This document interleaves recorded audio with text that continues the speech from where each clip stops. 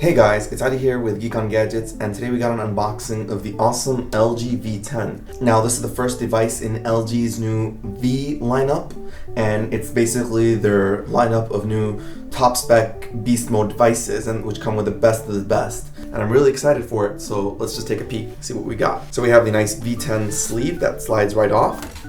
Inside we have the V10 box. Now, the box is completely plain, nothing on it. And it actually opens like a folio book. Obviously, as soon as the box is open, we can see the V10 in all its glory. And on the right-hand side, we also have a little flip, which contains our accessories. We have the fast charge port, the micro USB cable, and a Quad Beat 3 headphones. And if these are anything like the headphones that came with the G4, then we're in for a treat because the Quad Beat headphones that came with the G4 are absolutely amazing. So as we can see here, the adapter that comes with the V10 is a 1.8 amp output, and the V10 of course charges through micro USB and not USB Type-C. For the Quad Beat headphones, we have this nice white braided cable and white on kind of bronze gold earpiece. Of course, a phone as large as the V10 also requires a large battery, and thankfully we have a user replaceable 3000 milliamp battery. So moving all that to the side, we can finally get on to the main event, the actual V10, and let's see if we can pop it out. It has a nice little seat belt on it, and we also have an instruction manual, it appears, and the V10 in all its glory. Moving everything to the side and getting the V10 in the center, the first thing that hits you with this phone is honestly the build quality. I know a lot of people don't like hearing that off the bat, but the phone just feels extremely solid and quite heavy, to be honest, and that's without the battery. But the phone with its metal edges and just the whole build feels very nice and very good in the hand. So props to LG. And of course we also have their durable silicone back, which is supposed to be shock resistant and help prevent slipping. And it looks really nice. And you can see it's basically little micro grooves, help you get better retention and a better grasp on your phone, so it probably shouldn't slip out as much. Now in terms of what the V10 actually has, of course, the main event in the V10 is the front, where it has a 5.7-inch IPS LCD display at 2K resolution, so you get about 515 pixels per inch. But that's not the most important part. Even though it also has Gorilla Glass 4, the more interesting part is actually a second screen that's right here across the top. And it's a 160 by 1040 pixels. And it's a second display that's always on and can be used to quickly toggle through things and whatnot, and we'll be sure to get into that in the full review and in the hands-on.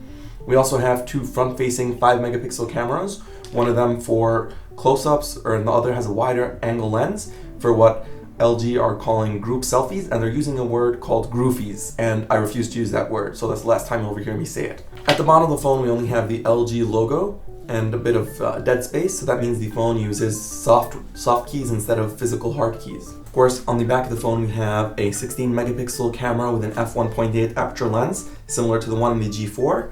We also have LG's laser autofocus and the LED flash, as well as the color spectrum sensor, rear-facing power button and volume button, and in the middle of the power button is actually a fingerprint sensor, which is a big improvement over the G4, which did not have any biometrics.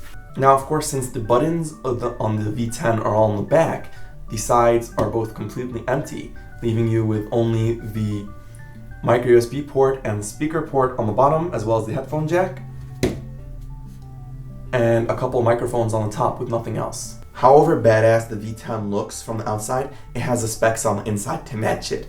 The V10 comes with an 808 Snapdragon processor, quad-core running at 1.4 GHz, and also has 4 GB of internal RAM. So that's one more than the G4, which was already a pretty much performance beast in most areas.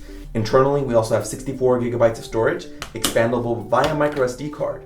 So you can add up to 2 TB of storage into that phone. And of course we have the user removable battery, which is currently 3000 milliamps, and you can always switch them out in case you run out.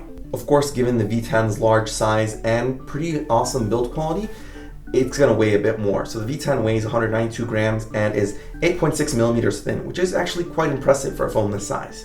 Summing up my first impressions of the V10 from only an unboxing, I can only say that the V10 makes a very strong first impression. It has this nice sexy look to it with the sleek black and the curves, as well as the durable back, make it look like a badass. It's probably the type of phone Batman would carry. So that's it for right now, but stay tuned for our further coverage of the V10, including our usual camera reviews, performance tests, and the full review, of course. Please don't forget to like, comment, and subscribe, and I'll see you guys around.